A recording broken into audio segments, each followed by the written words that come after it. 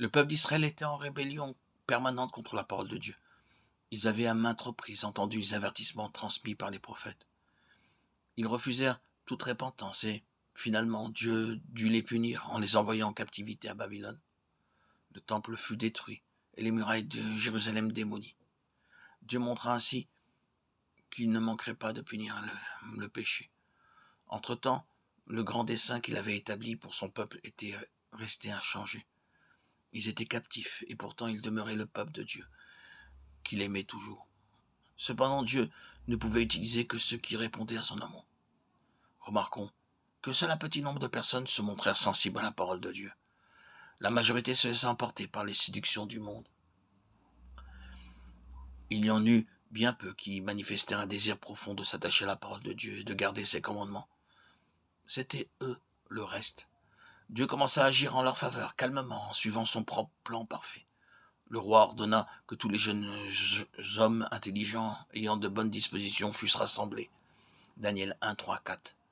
Le roi donna l'ordre à Ashpenaz, chef de ses eunuques, d'amener quelques-uns des enfants d'Israël de race royale ou de famille noble, de jeunes garçons sans défaut corporel, beaux de figure, doués de sagesse, d'intelligence et d'instruction, capables de servir dans le palais du roi, et à qui l'on enseignerait les lettres et la langue des Chaldéens. Daniel 1, 3, 4.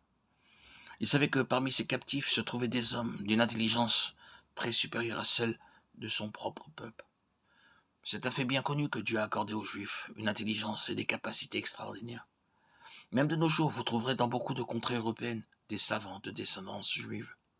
Beaucoup de ces savants juifs furent déportés en Allemagne et en Russie, pays dans lesquels ils sont responsables du progrès scientifique. Le roi de Babylone voulait instruire ces jeunes juifs qui occuperaient des positions élevées dans son royaume et seraient utilisés pour accroître la prospérité de Babylone. Ces mêmes jeunes gens furent l'instrument qui fit échouer les projets du peuple de Babylone, et celui-là même qui apporta la délivrance aux Juifs captifs. C'est ainsi que Dieu agit. Il met le diable en déroute en utilisant ses propres stratagèmes. En voici une illustration. Les pharisiens et les sadducéens critiquaient constamment le Seigneur Jésus et ses paroles. Ils furent pris à ces mêmes pièges qu'ils avaient préparés pour le Seigneur. Un jour, ces hommes amenèrent devant le Seigneur une femme prise en flagrant délit d'adultère, Jean 8, 4. Selon la loi, elle était passible de mort, de lapidation. Le Seigneur répondit que celui qui est sans péché parmi vous lui lance la première pierre.